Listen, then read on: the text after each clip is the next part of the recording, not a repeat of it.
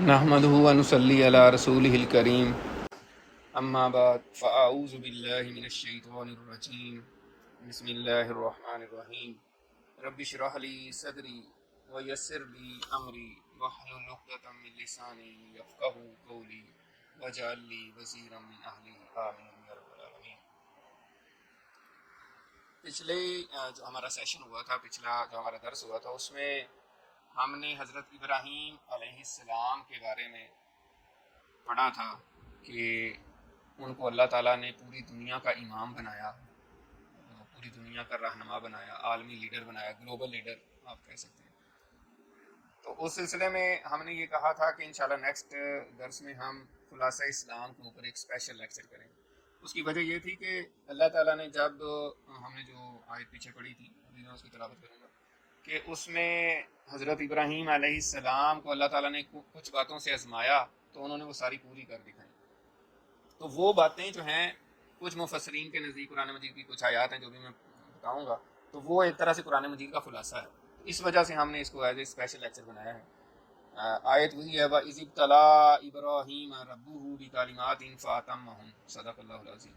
اور جب آپ کے یعنی حضرت ابراہیم کے رب نے حضرت ابراہیم کو آزمایا کچھ باتوں سے، تو انہوں نے وہ پوری کر کے دکھا دی۔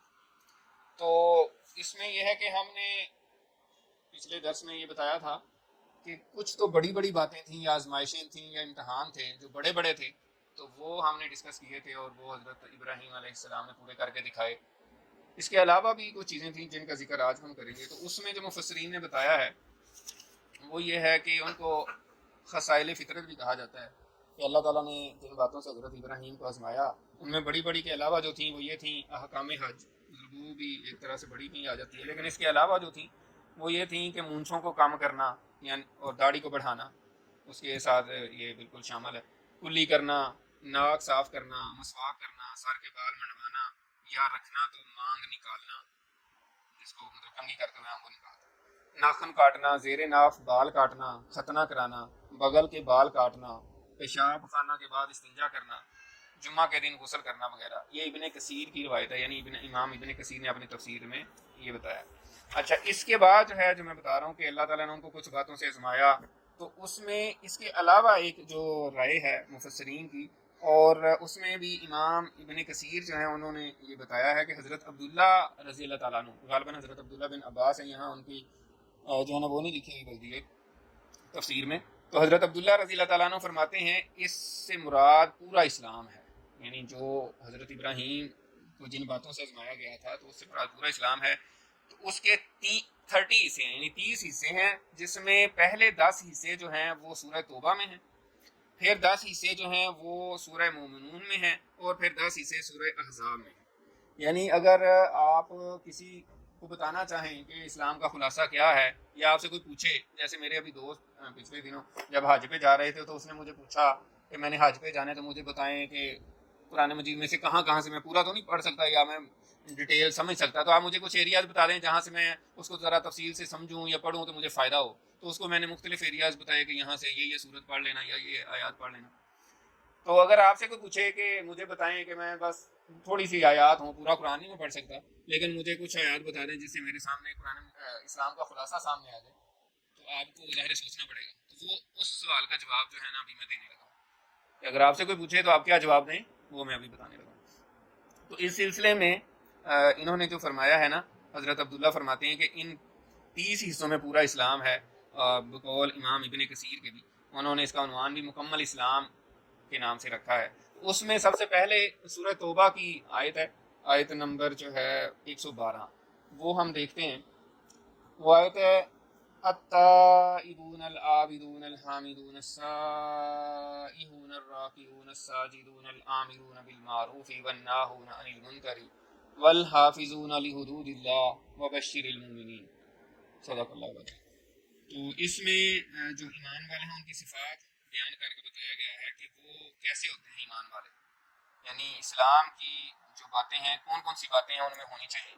تو اس میں سب سے پہلے ہے کہ وہ توبہ کرنے والے ہیں، تائبون توبہ کرنے والے ہیں، العابدون عبادت کرنے والے ہیں، الحامدون اللہ کی حمد بیان کرنے والے ہیں، السائحون روزے رکھنے والے ہیں، الراکعون رکوع کرنے والے ہیں، الساجدون سجدے کرنے والے ہیں، اور آگے خاص طور پہ بڑی اہم ترین بات ہے، العامرون بالمعروف، وہ نیکی کا حکم دینے والے ہیں، یعنی اچھی باتوں کا دوسروں کو بتانے والے ہیں، والناہون عن المنکر، اور بری باتوں سے دوسروں کو منع کرنے والے ہیں۔ یہ بڑی اہم ترین بات ہے، اس کو کہتے ہیں امر بالمعروف والنہی عن المنکر، یعنی یہ کام بھی کرنا چاہیے۔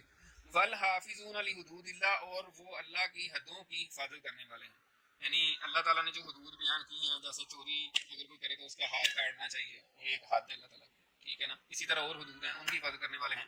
وبشر المومنین، تو ایسے ایمان والوں کو بشارت دے دیجیے، یعنی یہ آیت میں بتایا گیا کہ یہ جن کے اندر صفات ہوں ان کو بشارت دے دیجیے۔ تو 10 حصے جو ہے نا یہ ہو گئے، یعنی اس میں 10 باتیں بیان ہوئی ہیں۔ اس کے بعد جو اگلی صورت ہے وہ ہے سورۃ المومنون، اس کی پہلی جو 10-11 آیات ہیں اس میں یہ بات آئی ہے، اعوذ باللہ من الشیطان الرجیم، بسم اللہ الرحمن الرحیم، قد افلح المومنون، یقیناً فلاح پا گئے ایمان والے، الذین هم فی صلاتہم خاشعون، وہ جو اپنی نمازوں میں خشوع اختیار کرتے ہیں، والذین هم عن اللغو معرضون، اور وہ ایسے ہیں جو ہر لغو سے اعراض کرتے ہیں، پرہیز کرتے ہیں۔ لغو ہوتا ہے کہ ایسا کام جس میں دین دنیا کا کوئی فائدہ نہ ہو، یعنی ایسا کوئی کام کرنا یا باتیں کرنا جس سے نہ دنیا کا کوئی فائدہ ہو نہ دین کا فائدہ ہو۔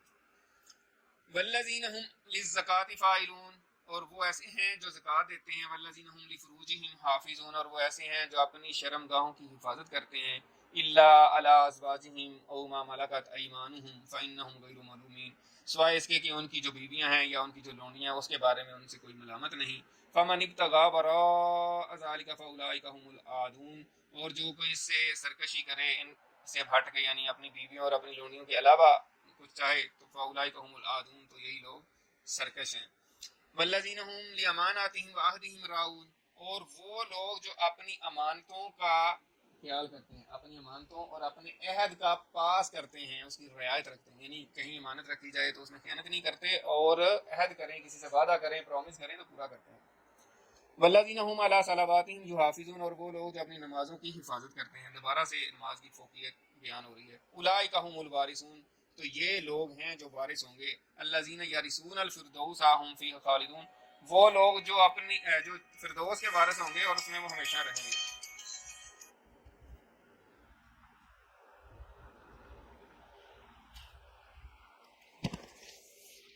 یہ سورۃ المومنون کی 10 آیات ہیں یا 10 حصے جو میں نے بتایا، اور اس کے بعد جو ہے سورہ احزاب ہے، اور اس میں جو ہے نا وہ 10 حصے جو ہے نا بیان کیے گئے ہیں۔ یہ آیت نمبر 35 ہے، آیت نمبر 35، ان المسلمین والمسلمات، بے شک مسلمان مرد اور مسلمان عورتیں، والمومنین والمومنات، اور مسلمان ایمان والے مرد اور ایمان والی عورتیں، والقانتین والقانتات، اور فرما بردار مرد اور فرما بردار عورتیں، والصادقین والصادقات، اور سچے مرد اور سچی عورتیں، والصابرین والصابرات، اور صبر کرنے والے مرد اور صبر کرنے والی عورتیں، والخاشعین والخاشعات، اور خشوع کرنے والے مرد اور خشوع کرنے والی عورتیں، والمتصدقین والمتصدقات، اور صدقہ کرنے والے مرد اور صدقہ کرنے والی عورتیں، والصائمین والصائمات، اور روزہ رکھنے والے مرد اور روزہ رکھنے والی عورتیں، والحافظین فروجہم والحافظات، اور اپنی شرم گاہوں کی حفاظت کرنے والے مرد اور عورتیں، والذاکرین اللہ کثیرا والذاکرات، اور اللہ کا کثرت سے ذکر کرنے والے مرد اور کثرت سے ذکر کرنے والی عورتیں۔ ان کے بارے میں کیا ہے، اعد اللہ لہم مغفرۃ واجرا عظیما، اللہ تعالیٰ نے ان کے لیے مغفرت تیار کر رکھی ہے اور بہت بڑا اجر تیار کر رکھا ہے۔ تو یہ 30 جو حصے ہیں، 30 پارٹ جو ہیں اس کے، یہ 3 صورتوں میں بیان ہوئے ہیں۔ اس کو امام ابن کثیر نے بحوالہ حضرت عبداللہ رضی اللہ تعالیٰ عنہ کہا ہے کہ یہ اس سے مراد پورا اسلام ہے، اس میں ساری اسلام کی چیزیں آ جاتی ہیں۔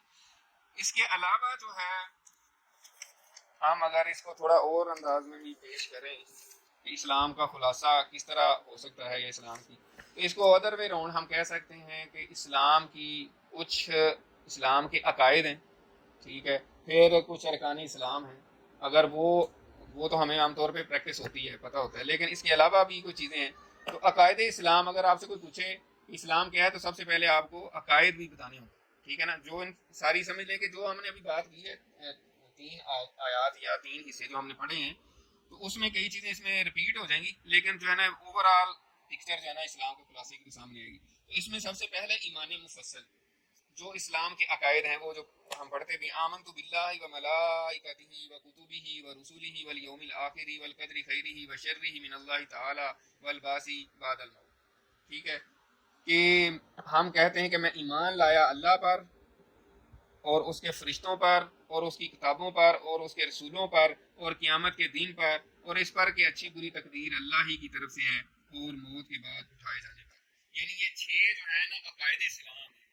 یہ سب سے پہلے عقائد سب سے پہلے آتے ہیں، پھر اس کے بعد عبادات آتی ہیں، پھر معاملات آتے ہیں، اخلاقیات آتی ہیں. تو یہ 6 جو اس کو کہتے ہیں 6 آرٹیکلز آف ایمان.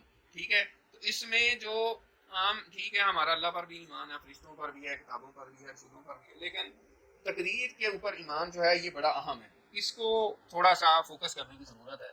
اور آج کا جو ہمارا لیکچر ہے اس میں میں صرف انہی باتوں پہ تھوڑا سا فوکس کروں گا جو عام طور پہ ہم زیادہ ڈسکس نہیں کرتے. ظاہر ہے جو روز ہم بات کرتے ہیں اس کی دوبارہ بات کرنے کی ضرورت نہیں ہے. تو اچھی بری تقدیر پر ایمان بھی ہمارے ایمان کا حصہ ہے. یعنی کہ جو کچھ بھی ہمارے ساتھ ہوگا، اچھی بری تقدیر جو بھی ہماری ہے وہ بھی اللہ کی طرف سے ہے. یہ نہیں ہے کہ کچھ خدا نہ خاصا غلط ہو بظاہر جو ہم جس کو سمجھتے ہیں کہ ایسا کیوں ہوا ہے اور پھر ہم اس پہ چی مچی ہو جائیں. تو اچھی بری تقدیر پر ایمان لانا اور یہ ایمان رکھنا کہ اللہ کی طرف سے، یہ ہمارے ایمان کا حصہ ہے. اسی وجہ سے مسلمانوں کو اللہ تعالیٰ نے بہت بڑی خیر عطا فرمائی ہے تقدیر کے اوپر ایمان کی وجہ سے. دنیا کی باقی قومیں جن کے پاس تقدیر کا ایمان نہیں ہے، وہ کچھ بھی ہوتا ہے تو وہ پھر پریشان ہو جاتے ہیں اور اس میں ٹینشن میں رہتے ہیں نا. لیکن مسلمان کہتا ہے یار ایسے ہی اللہ نے میری تقدیر میں لکھا تھا، تو وہ اس ٹینشن سے نکل جاتا ہے. یہ بڑی اہم ترین بات ہے. تو ایک تو یہ ہے کہ عقائد اسلام، اس کے بعد ہے ارکان اسلام کیا ہے، یہ دوسرا اس کا پارٹ کیا ہے. یا پہلے کو عقائد اسلام کہیں تو ان کو عبادات کہہ سکتے ہیں. تو اس میں یہ ہے کہ سب سے پہلے کلمہ شہادت جو ہم پڑھتے ہیں، اور کسی نے مسلمان ہونا ہو تو پڑھتے ہیں اشہد ان لا الہ الا اللہ و اشہد ان محمد عبدہ ورسولہ.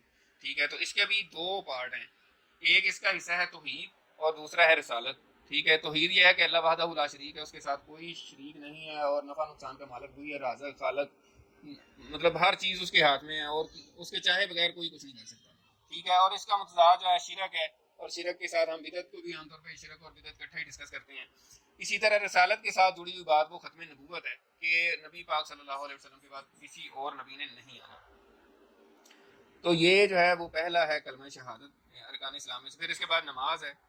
ٹھیک ہے، پھر روزہ ہے، حج ہے، زکوٰۃ ہے. تو یہ ہم پڑھتے رہتے ہیں.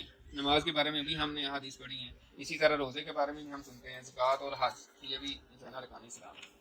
اصل میں جو اس کے علاوہ جو اہم معاملات ہیں وہ آج تھوڑا سا میں چاہ رہا ہوں ہم اس کی طرف اپنی توجہ مبذول کریں. اور یہ لیکچر کا مقصد بھی یہ ہے کہ ایک لیکچر میں، ایک درس میں اسلام کی بنیادی چیزیں جو ہیں جو کرنی چاہیے وہ بھی ہمارے سامنے ذرا رہیں، اور جن چیزوں سے ہمیں منع کیا گیا وہ بھی ایک طرح ہمارے سامنے رہیں. یعنی آج کی مصروف دنیا میں ایک بندہ کہتا ہے یار میں کہاں اتنے لیکچر سنتا رہوں، تو اس کو تھوڑا سا توجہ دلاؤ، نوٹس جس طرح کہتے ہیں ہم، وہ چیزیں تھوڑی سی جو منع کی ہیں وہ بھی ایک دفعہ تھوڑی لسٹ کر دیں، سامنے رکھ دیں کہ یہ چیزیں ہیں ان سے بچیں، اور جو بڑی ایمانی صفات ہیں، بیسک لیول کی چیزیں ہیں وہ بھی ہمارے سامنے آ جائیں. تو ہم ایک طرح سے اسلام کا خلاصہ ہمارے سامنے آ جائے گا، اور اللہ کرے کہ ہمیں اللہ توفیق دے تو ہم ان باتوں پہ عمل کریں جو حکم ہے، اور ان باتوں سے بچ جائیں جن سے بچنے کا حکم ہے. تو اس میں کچھ جو باتیں منع ہیں جو حرام ہیں شرک اور بدعت کے بعد، اس میں قرآن مجید میں ہی آتا ہے، جیسے شراب ہے، جوا ہے، خنزیر ہے، غیر اللہ کے نام پر ذبح کیا ہوا کوئی بھی جانور جو ہے اس کا کھانا، خون، مردار، یہ چیزیں اللہ نے حرام قرار دی ہیں، اور اس سے ہم الحمدللہ بچتے بھی ہیں. تو شراب اور جوے سے بھی بچنا چاہیے. اور جوا جو ہے یہ نہیں ہے کہ باقاعدہ جوا ہو. اگر کوئی آپ میچ بھی کھیلتے ہیں اور اس پہ بھی اگر آپ لگاتے ہیں یہ تم جیتے تو یہ تمہارا ہے اور یہ ہم جیتے تو ہمارا، تو یہ بھی جوا ہوتا ہے. اس طرح کوئی بھی چیز جو ہے، اور اسی طرح اور بھی جیسے شرطیں لگا لیتے ہیں، اور اس طرح وہ ساری جوے کی اقسام میں آ سکتی ہیں. اس لیے عام ڈیلی لائف میں اس سے پرہیز کرنا چاہیے. اسی طرح اہم ترین جو چیز ہے شرک کے بعد، اس میں سود ہے. سود سے بچنے کی ضرورت ہے ہم سب کو، اور اس کے اوپر بہت سخت وعید ہے. قرآن مجید میں اللہ تعالیٰ نے فرمایا کہ جو سود کا معاملہ کرے گا وہ اللہ اور اللہ کے رسول کے خلاف اعلان جنگ ہے. تو اس لیے سودی معاملات، سودی جو بھی چیزیں ہوں، اس کی جو بھی آگے اس کی متعلقات ہیں اس سے بھی پرہیز کرنے کی ضرورت ہے. یعنی جس میں سود کا شائبہ بھی ہو اس سے بھی بچیں. یہ اتنی خطرناک ترین چیز ہے. اس کے بعد چوری، ڈاکہ زنی. ٹھیک ہے، چوری اب دیکھیں نا، چوری کو بعض لوگ معمولی ہیں، کسی کی چیز اٹھا لی اور بتایا نہیں، یہ بھی چوری ہے. اور کسی نے کوئی اپنی چیز رکھی اور کوئی لے گیا، خیر ہے کوئی بات نہیں، یہ چوری ہے. اور چوری کے بارے میں حدیث پڑھ رہا تھا کہ 1/4 دینار پہ ہاتھ کاٹا جائے گا. اور بعد میں مزید حدیث میں آتا ہے کہ اللہ تعالیٰ اس شخص پر لعنت فرمائے جس کا ہاتھ انڈا چرانے پہ اور کسی کی پتہ نہیں رسی چرانے پہ بھی کاٹ دیا جاتا ہے. تو اس میں بہت سخت وعید ہے. اسی طرح کسی کے ساتھ فراڈ کرنا، یہ اللہ تعالیٰ نے منع کیا، اللہ کے رسول نے منع کیا، بے ایمانی کرنا. اسی طرح غیبت ایک بہت بڑی بیماری اور بہت ہی یعنی کہ ایسا گناہ ہے جس کو میٹھا گناہ کہتے ہیں علماء کرام. یعنی اس میں لوگوں کو مزہ آتا ہے اور وہ ہم جو ہے نا وہ کرتے رہتے ہیں. تو غیبت کے بارے میں بھی بہت سخت وعیدیں ہیں، اور قرآن مجید میں آیا ہے کہ یہ مردار بھائی کا گوشت کھانے برابر ہے. یعنی کسی کا بھائی فوت ہو گیا، اس کی لاش پڑی ہوئی ہے، ٹھیک ہے، اور اس سے آپ کاٹ کے اس کا گوشت کھائیں، ایسا ہے. استغفر اللہ. یعنی اس بات کو اگر ہم ریئلائز کر رہے ہیں تو کتنی خطرناک بات بن سکتی ہے کہ ایک بندہ مر گیا ہے اور اس کا آپ گوشت کاٹ کے کھائیں، تو صبر کیا جا سکتا ہے؟ تو یہ ایسے ہے. اور غیبت کی ڈیفینیشن یہ ہوتی ہے کہ کسی بھائی کے بارے میں ایسی بات کرنا جہاں وہ موجود نہ ہو اور اس کے بارے میں ایسی بات کرنا، بے شک اس میں وہ بات ہو. تو اللہ تعالیٰ ہم سب کو اس سے بچائے. اسی طرح زنا ہے، بد نظری ہے، بے حیائی ہے، ان چیزوں سے منع کیا گیا ہے. یہ زنا جو ہے، یہ بے حیائی، بد نظری جو ہے، یہ بڑھتے بڑھتے پھر جو ہے نا زنا تک پہنچا دیتی ہیں چیزیں. اسی طرح ہمارے معاشرے کا ایک بہت بڑا مسئلہ جو ہے وہ حسد، اور حسد کی بنیاد پہ ایک دوسرے کے خلاف جادو کرنا. تو جادو کرنے والے کے اوپر بھی بہت سخت وعید ہے، اور جادو کرنا جو ہے نا کفر ہے. کوئی مسلمان اگر کسی کے اوپر جادو کرتے تو وہ کافر ہو جائے گا. اور یہ ہم نے شروع میں پڑھا بھی تھا، سورۃ البقرہ میں جادو کے بارے میں کافی تفصیل آئی تھی. اسی طرح حسد جو ہے وہ تمام نیکیوں کو کھا جاتا ہے، جیسے آگ جو ہے وہ لکڑی کو کھا جاتی ہے.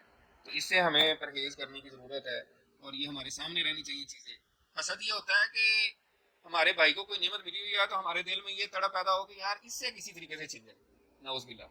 یہ ہوتا ہے حسد. اور جلن پیدا ہونا، کسی بھائی کے پاس کوئی نعمت ہو تو ایویں تکلیف ہونا کہ یار اس کو یہ کیوں مل گئی، یہ کیسے ترقی کرتا جا رہا ہے، یہ اس نے کیوں لے لیا. اس طرح کے جذبات ہوتے ہیں. تو یہ بہت خطرناک بیماری ہے. اسی طرح تکبر یہ ہے کہ کسی کو دوسروں کو حقیر سمجھنا. یعنی ایک تو یہ ہے کہ اپنی طرح کسی کو سمجھے کہ ٹھیک ہے یار میں بھی ہوں اور دوسرا بھی ہے، وہ تو چلے کوئی بات نہیں. تکبر یہ ہوتا ہے کہ دوسروں کو کہنا کہ یہ کیا چیز ہے، میں بڑی چیز. تو یہ بڑی خطرناک ہے. اسی سے ملتی کیونکہ ایک اور بیماری عجب اس کو کہتے ہیں. عجب میں تکبر نہیں ہوتا، عجب میں یہ ہوتا ہے کہ ٹھیک ہے یہ سارے جو بیٹھے ہیں نا یہ بھی ٹھیک ہے، مجھے کوئی اعتراض نہیں ہے، بڑے اچھے لوگ ہیں، لیکن میں تو بڑی توپ چیز ہوں، یعنی میں تو بہت ہی اچھا ہوں اور بڑا ہی زبردست ہوں اور میں تو پتہ نہیں کیا ہوں. اس کو عجب کہتے ہیں. یعنی اس میں تکبر نہیں، تکبر کی ڈیفینیشن میں نہیں آتا. یعنی وہ حقیر نہیں سمجھ رہا، کہتے ہیں یہ بھی ٹھیک ہے، سارے اچھے ہیں، مطلب بڑے نیک ہیں اور سارے ٹھیک ہیں، لیکن جو میں چیز ہوں نا وہ تو کوئی ہے ہی نہیں نا. تو یہ اس کو کہتے ہیں عجب، اور یہ بھی بڑی خطرناک بیماری ہے. اسی طرح ناانصافی، ظلم کرنا کسی کے ساتھ، ٹھیک ہے. احادیث میں آتا ہے کہ ظلم قیامت کے دن اندھیروں کی شکل میں کسی کے ساتھ ظلم کریں گے. اسی طرح ایذا رسانی، ٹھیک ہے. اور یہ آگے پھر احادیث میں بھی آئے گا، میں احادیث کی صورت میں بھی خلاصہ بیان کروں گا. اسی طرح انتہا پسندی، ایکسٹریم رویے جو ہیں، بڑا جناب انتہا پسند ہو جانا کسی بھی معاملے میں، یہ بھی صحیح نہیں ہے. اسی طرح تعصب سے پرہیز کرنے کی ضرورت. تعصب کیا ہوتا ہے؟ اب دیکھیں ہم نمازیں پڑھ رہے ہوں، تہجدیں پڑھ رہے ہوں، روزے رکھ رہے ہوں، لیکن ہمارے اندر اگر تعصب ہو تو یہ تو ٹھیک نہیں ہے. ٹھیک ہے. تعصب کیا ہوتا ہے کہ میں تو پنجاب سے ہوں اور یہ سندھ سے ہے، سندھی تو ایسے ہوتے ہیں، پنجابی ایسے ہوتے ہیں، یا وہ بلوچستان سے ہے. علاقائی تعصب، نسل کا تعصب، پارٹی کا تعصب، جماعت کا تعصب، فرقے کا تعصب، ٹھیک ہے نا. یعنی آپ کا ایک فرقہ ہے یا آپ کی ایک جماعت ہے، آپ کہیں گے ہماری جماعت میں تو لوگ ہیں، میں نے تو ان کی بات کو صحیح ماننا ہے. دوسرا بندہ جتنا مرضی سچ بولتا رہے نا، ہم نہیں، تو بس وہی اپنی ہماری جو جماعت ہے نا وہ بندہ ٹھیک کہتا ہے، دوسرا باہر میں جائے گا. یہ تعصب ہوتا ہے. یعنی آپ حق کو نہیں مان رہے، آپ نے صرف تعصب بنایا ہوا کہ میری جماعت، میرا فرقہ، میرے لوگ، میرا مسلک، میرے ضلع، میرا صوبہ، میرا ملک، جو وہ کہے گا نا میں نے وہ بات ماننی ہے. ٹھیک ہے. تو یہ بہت خطرناک بیماری ہے. یہاں تک آتا ہے مسلمہ کذاب جو تھا، جس نے نبوت کا دعویٰ کیا تھا، تو اس کے قبیلے کا ایک بندہ تھا جو پہلے مسلمان ہو گیا، پھر جب اپنے قبیلے میں گیا تو پھر وہ کافر ہو گیا، مرتد ہو گیا. اسے وہ صحابہ کو ملا تو صحابہ نے پوچھا یار تو اسلام میں کون کر لیا تھا تو نے؟ اس نے کہا ہاں. تو نے کہا تجھے کیا ہو گیا؟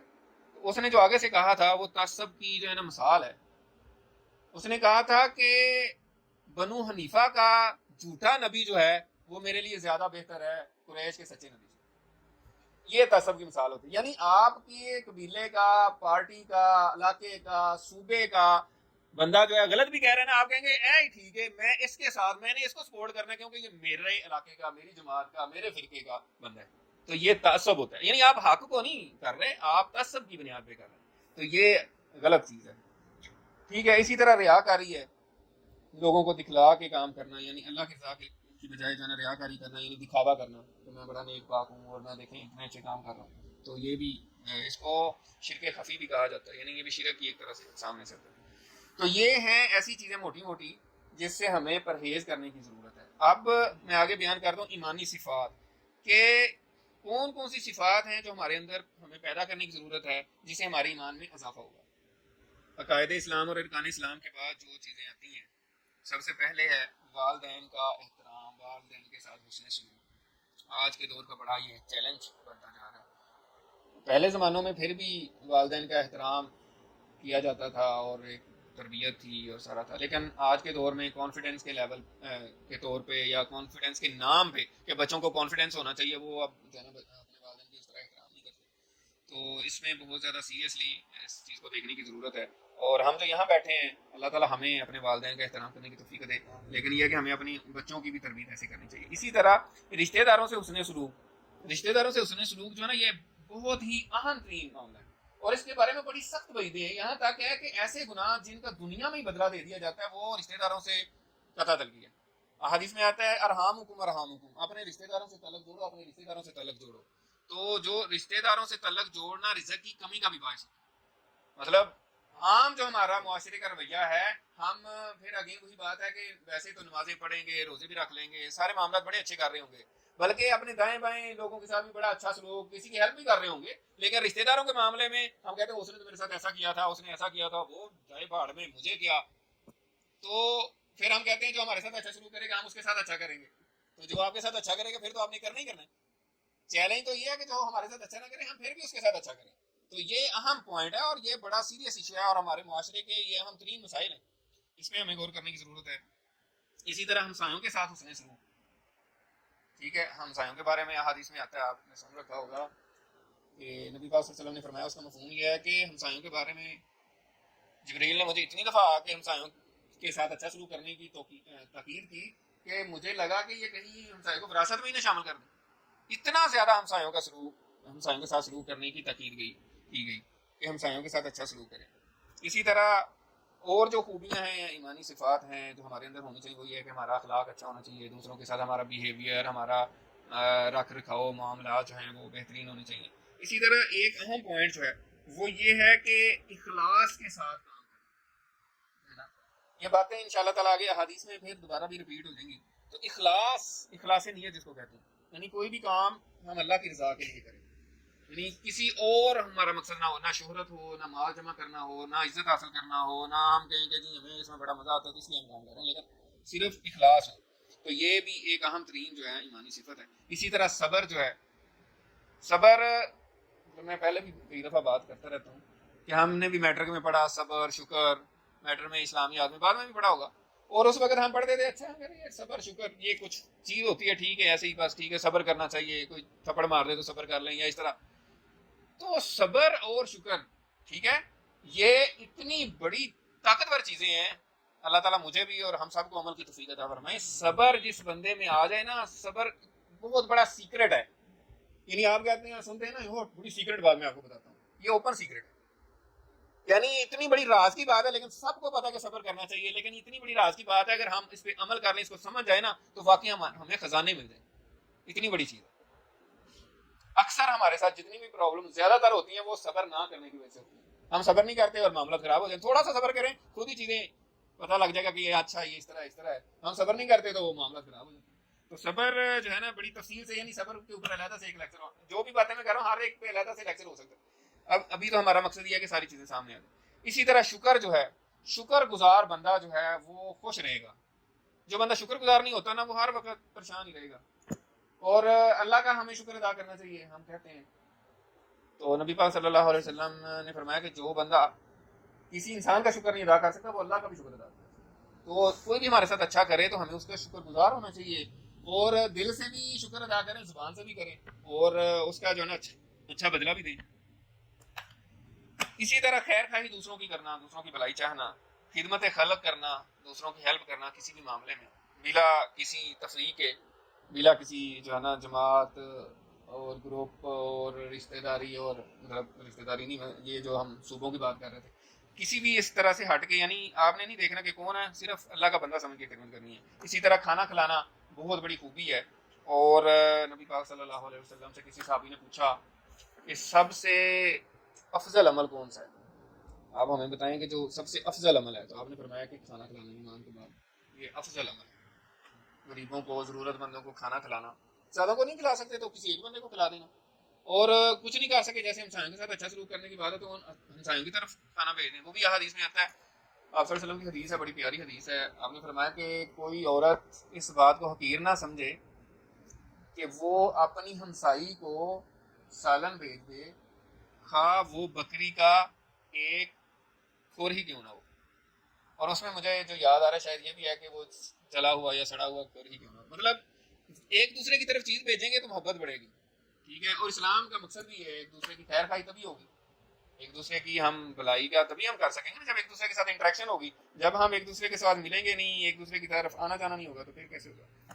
اسی طرح اہم ترین ایک پوائنٹ جو ہے وہ بہت یہاں ہے معاشرے میں، یتیموں اور بیواؤں کے ساتھ حسن سلوک کرنا. یعنی یتیموں اور بیواؤں کے ساتھ حسن سلوک کی اتنی زیادہ تاکید ہے، قرآن مجید میں اتنی دفعہ آتا ہے، ٹھیک ہے نا، کہ یتیموں کے ساتھ اچھا سلوک کرو، یتیموں کے ساتھ اچھا سلوک کرو، یتیموں کے ساتھ اچھا سلوک کرو. اسی طرح حدیث میں آتا ہے کہ جو بندہ کسی بیوہ کی ہیلپ میں لگا ہوا ہے، مدد میں لگا ہوا ہے، ایسے جیسے جہاد کر رہا ہے. ایک اور حدیث میں آتا ہے کہ یتیم کے اوپر سر پہ ہاتھ رکھنے والا ہے میرے ساتھ ہوگا جنت میں جیسے یہ دونوں. تو یتیموں اور بیواؤں کے ساتھ اچھا سلوک کرنے کی ضرورت ہے. ٹھیک ہے. اسی طرح اسلام کی ایک اہم ترین جو بات ہے وہ ہے علم حاصل کرنا، نالج حاصل کرنا. یہ نہیں ہے کہ ٹھیک ہے آپ نے کوئی نوکری حاصل کر لی ہے اور اب آپ بیٹھے ہیں اور اب آپ کا مطلب کوئی شوق ہی نہیں ہے علم حاصل کرنے کا، تو یہ اسلام کی تعلیمات پہ بندہ عمل نہیں کر رہا. آپ صلی اللہ علیہ وسلم نے فرمایا کہ علم حاصل کرو ماں کی گود سے لے کر قبر تک. علم حاصل کرنا ہر مسلمان مرد اور عورت پر فرض ہے. علم یہ نہیں ہے کہ ہم نے کوئی ڈگری لے لی ہے اور اس کے بعد ہم جناب کو علم حاصل نہ کریں. اب دیکھیں جیسے ہمارا دین ہے تو اس کا علم حاصل کریں گے، آگے پھیلائیں گے تو اتنی بڑی، اور دین کی جو فرائض ہیں اس کا علم حاصل کرنا واجب ہے. علم حاصل کرنا چاہیے. اسی طرح دوسروں کے ساتھ ثقافت و مہربانی کے ساتھ پیش آنا چاہیے اور انصاف قائم کرنا، یہ بھی اہم ترین پوائنٹ. انصاف کے بارے میں قرآن مجید میں اللہ تعالیٰ نے فرمایا ہے کہ تمہارے سامنے کبھی کوئی معاملہ آئے تو انصاف کرو، خواہ مقابلے میں تمہارا اپنا بھائی ہی کیوں نہ ہو، تمہارے گھر والے ہی کیوں نہ ہو. آپ نے انصاف کی بات کرنی ہے. یہ زبان سے کہنا تو آسان ہے، عمل کرنا بہت مشکل ہے. یعنی انصاف کا پلڑا جو ہے وہ ایک طرف نہیں جھکنے دینا. اب ہم شادی شدہ لوگ ہیں، بیویاں بھی گھر میں ہوتی ہیں، مائیں بھی ہوتی ہیں، تو بعض اوقات ہماری بیوی حق میں ہوتی ہے، ٹھیک ہے، تو ہم کہیں گے نہیں جی میں تو اپنی ماں کی سائڈ ہی لوں گا کیونکہ وہ میری ماں ہے. یہ صحیح نہیں ہوگا. اسی طریقے سے اگر ماں حق پہ ہے اور کوئی بندہ بیوی سے زیادہ ہی طرح ڈرتا ہے یا جو بھی کہہ لیں معذرت کے ساتھ، ٹھیک ہے، تو وہ کہے کہ نہیں نہیں امی تینوں نہیں پتا، مطلب آپ کو نہیں پتا، یہ ایسے ہی ہوتا ہے ویسے ہی ہوتا ہے. اس کو پتا ہے کہ بعد میں مجھے بڑی سخت قسم کی آفت کا سامنا کرنا پڑے گا. تو ایسا بھی نہیں ہونا چاہیے. یہ ایک میں گھریلو مثال بتا رہا ہوں جو کہ ایوری ڈے لائف میں ہم سب کو پیش آتی ہے. لیکن اس کے علاوہ دو بھائی ہیں، محلے دار ہیں، ٹھیک ہے، ایک کے ساتھ آپ کی بڑی دوستی ہے اور اس سے آپ کو لالچ بھی ہے کہ یار یہ میرا مشکل وقت میں کام بھی آ جاتا ہے اور وہ ہے، اور دوسرا جو ہے نا وہ ذرا ایسا نہیں ہے لیکن وہ حق پہ ہے اور آپ کا دوست جو ہے نا جو بڑا پیارا بھی ہے، آپ کو بڑا اچھا بھی ہے، ٹھیک ہے، تو وہ حق پہ ہے نہیں لیکن آپ کو کہا جائے یار ہم فیصلہ کر دیں تو آپ کہیں یار وہ ٹھیک ہے جو ہے نا جو بھی ہے چلیں چھوڑیں بس ایسے ہی ہے تو چلیں جانے دیں. اس طرح آپ کو کہا جا رہا ہے کہ آپ نے حق فیصلہ کرنے تو آپ گول مول کر کے کر دیں تو یہ بھی صحیح نہیں ہوگا. تو ہمیں حکم یہ ہے کہ ہم انصاف قائم کریں. اور یہ تو ایک ہمارے معاشرے کی یا ہماری عام ڈیلی لائف میں معاملات ہو سکتے ہیں، لیکن اصل انصاف کے جو معاملات ہیں وہ عدالتوں میں ہوتے ہیں. عدالت ہے جیسے سیشن کورٹ ہے، ہائی کورٹ ہے، سپریم کورٹ ہے، تو ان کے اوپر ذمہ داری ہے کہ وہ انصاف کو قائم کریں. ٹھیک ہے، خواہ کوئی پارٹی ہو کوئی جماعت ہو، انصاف کو قائم کریں. تو یہ سب کی جو وہاں بیٹھے ہیں ان کی ذمہ داری ہوتی ہے. یہ باتیں کرنے کے بعد کچھ احادیث میں بھی آیا ہے کہ اسلام کا خلاصہ کیا ہے. یعنی ہم ادر وے راؤنڈ سمجھ لیں. ایک ہم نے اپنے انداز سے پیش کیا، کچھ علماء نے خاص طور پہ امام ابو حنیفہ رحمۃ اللہ علیہ نے اپنے بیٹے کو، امام ابو حنیفہ جو ہیں ان کو روایت کیا گیا کہ تقریباً 6 لاکھ احادیث یاد تھی یا 5 لاکھ احادیث یاد تھی. تو انہوں نے اپنے بیٹے کو کہا کہ میں تمہیں اسلام کا خلاصہ بیان کر دوں تو 5 احادیث میں تمہیں بیان کرتا ہوں، 5 لاکھ میں سے 5 احادیث جو ہے وہ تمہیں میں بیان کرتا ہوں جو کہ اسلام کا خلاصہ ہے۔ ان کے بیٹے کا نام تھا حماد، تو انہوں نے اپنے بیٹے کو جو ہے نا وہ احادیث بیان کی۔ اس میں زیادہ مشہور تو وہی ہیں جو ہم نے سن بھی رکھی ہیں۔ اس میں سب سے پہلی حدیث جو ہے وہ یہ تھی کہ نیت، انما الاعمال بالنیات ہم کہتے ہیں تو ہر کام میں ہر معاملے میں ہماری نیت کیا ہے، ٹھیک ہے، یہ ایک حدیث ہے۔ پھر اس کے بعد دوسری حدیث ہے کہ حدیث کا مفہوم ہے کہ ہر لغو بات سے پرہیز کرو۔ ایمان، کسی مسلمان کے ایمان کی خوبی یہ ہے کہ وہ ہر اس چیز کو ترک کر دے جو کہ لا یعنی ہے، فضول ہے، ٹھیک ہے۔ یہ میں آپ کو پڑھ کے بھی سنا دیتا ہوں۔ تو سب سے پہلی جو میں نے بتایا وہ یہی ہے، نبی کریم صلی اللہ علیہ وسلم نے فرمایا اعمال کا دار و مدار نیتوں پر ہے، اور انسان کے لیے وہی ہے جس کی اس نے نیت کی ہو۔ اور دوسری بات جو ہے وہ ہے، دوسری حدیث جو ہے وہ نبی کریم صلی اللہ علیہ وسلم نے فرمایا انسان کے اسلام کی خوبی یہ ہے کہ لا یعنی فضول چیزوں کو ترک کر دے۔ یہ پہلے بھی بات آ چکی، میں نے کہا تھا کہ کچھ باتیں ریپیٹ ہوں گی، تو وہ میں نے بتا دیا ہے کہ لغو کیا ہے اور فضول چیزیں کیا ہوتی ہیں۔ اسی طرح تیسری حدیث جو ہے وہ ہے، نبی کریم صلی اللہ علیہ وسلم نے فرمایا تم مومن نہیں ہو سکتے جب تک اپنے مسلمان بھائی کے لیے وہ چیز پسند نہ کرو جو اپنے لیے کرتے ہو۔ بڑی اہم حدیث ہے اور یہ بہت مشکل ہے، اس پہ مطلب اللہ تعالیٰ ہمیں عمل کی توفیق دے۔ میں تو ہم سب کو اللہ تعالیٰ عمل کی توفیق دے کہ اپنے بھائی کے لیے تم اس وقت تک مومن نہیں ہو سکتے جب تک اپنے مسلمان بھائی کے لیے وہ چیز پسند نہ کرو جو اپنے لیے کرتے ہو۔ اسی طرح چوتھے نمبر پہ جو حدیث ہے وہ ہے کہ نبی کریم صلی اللہ علیہ وسلم نے فرمایا حلال بھی ظاہر ہے اور حرام بھی، اور دونوں کے درمیان شبہ کی چیز ہے جن کو بہت سے لوگ نہیں جانتے، سو جو شخص شبہات سے بچا اس نے اپنا دین محفوظ کر لیا۔ پھر آگے مثال سے بتایا کہ اگر کوئی چرواہا اپنی بکریاں یا کوئی بھی جانور چرا رہا ہے اور ساتھ کسی کے کھیت ہیں، تو اگر وہ ان کو نہیں روکے گا تو وہ اس کے پاس آئیں گے جہاں اس کی باؤنڈری ہے، اور پھر ایک وقت آئے گا کہ اس کے اندر بھی اس کے جانور چلے جائیں گے۔ تو اس لیے شبہات والی چیزوں کو چھوڑ دینا چاہیے، جو واضح چیزیں ہیں حلال اور حرام اسی کو اختیار کرنا چاہیے۔ اور آخری جو اس حوالے سے حدیث ہے وہ یہ ہے کہ نبی کریم صلی اللہ علیہ وسلم نے فرمایا کامل مسلمان وہ ہے جس کے ہاتھ اور زبان سے کسی مسلمان کو تکلیف نہ پہنچے، ٹھیک ہے۔ یہ بھی بڑی اہم حدیث ہے کہ ہم باقی معاملات میں تو ٹھیک جا رہے ہوں لیکن ہم کوئی ایسی بات کر دیں جس سے دوسروں کو تکلیف پہنچے، یا ہم اپنے ہاتھ سے کسی کو تکلیف پہنچائیں۔ ہاتھ سے عام طور پہ ہم سمجھتے ہیں کہ یہ تو تکلیف پہنچانا سمجھتے ہیں نا، کہ کسی کو مارا یا کسی کو کنکر مارا یا کسی کو سٹک ماری، چھڑی ماری یا مکہ مارا، یہ تو ہم سمجھتے ہیں کہ یار یہ تو، لیکن بات کے معاملے میں بہت ہمیں احتیاط کرنے کی ضرورت ہے کہ ہماری کوئی بھی ایسی بات ہم نہ کریں جس سے دوسروں کو تکلیف پہنچے۔ تو یہ 5 احادیث جو ہیں امام ابو حنیفہ نے اپنے بیٹے حماد کو بتایا کہ یہ اسلام کا ایک طرح سے خلاصہ ہے، ان پہ آپ توجہ دیں۔ اب یہ ساری باتوں کے بعد میں اب آپ کو ایک ہی حدیث بتاؤں گا جو کہ اسلام کا خلاصہ ہے، اس کو آپ نے یاد رکھیں۔ یعنی ساری باتیں ہو گئی ہماری، ٹھیک ہے، اور موٹی موٹی باتیں ہم نے کر دی ہیں۔ ظاہر اسلام میں اور بھی ایسی باتیں آ سکتی ہیں، آپ کہہ سکتے ہیں یہ بات بیان نہیں ہوئی، لیکن یہ حدیث بیان کرنے کے بعد شاید کوئی چیز بھی ایسی نہ رہ جائے جو مس ہو گئی ہو، مطلب شاید ساری چیزیں اس میں آ جائیں گی۔ اور یہ اتنی اہم حدیث ہے، اللہ تعالیٰ ہمیں اس پہ عمل کرنے کی توفیق عطا فرمائے۔ اور یہ آخری آج کی بات ہوگی، اس کا عنوان ہے کہ دین کیا ہے۔ تو حدیث یہ ہے، یعنی دین کیا ہے، اس کا جواب یہ ہے کہ الدین النصیحہ، نبی پاک صلی اللہ علیہ وسلم کی حدیث ہے، اس کا مفہوم ہے الدین النصیحہ، دین خیر خواہی کرنا ہے۔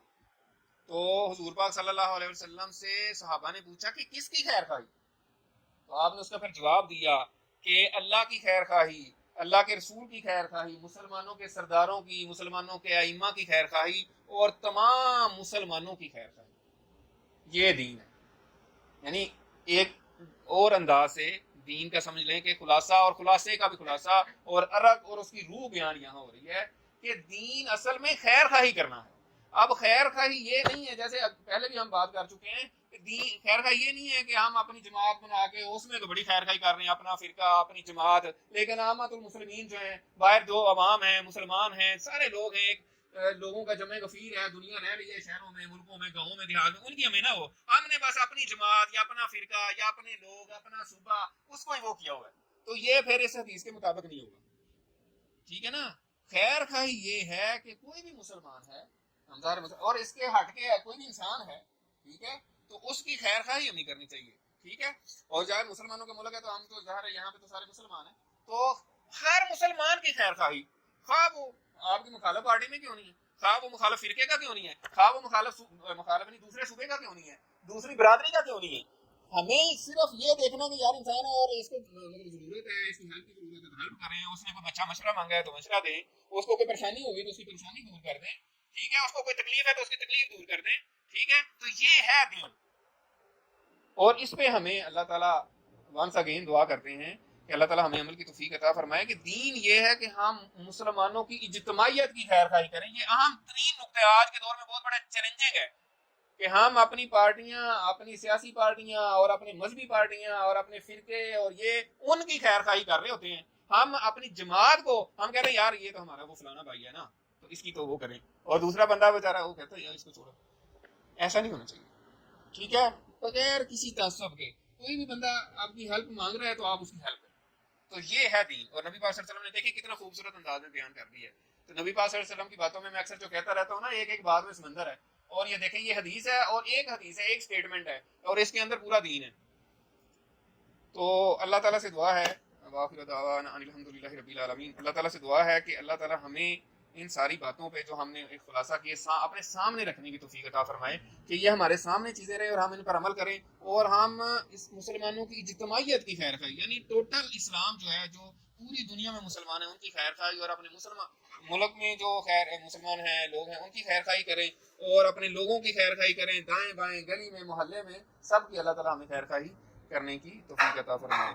وآخر دعوانا ان الحمدللہ رب العالمین. سبحانک اللہم و بحمدک نشہد ان لا الہ الا انت نستغفرک و نتوب الیک. جزاکم اللہ خیر.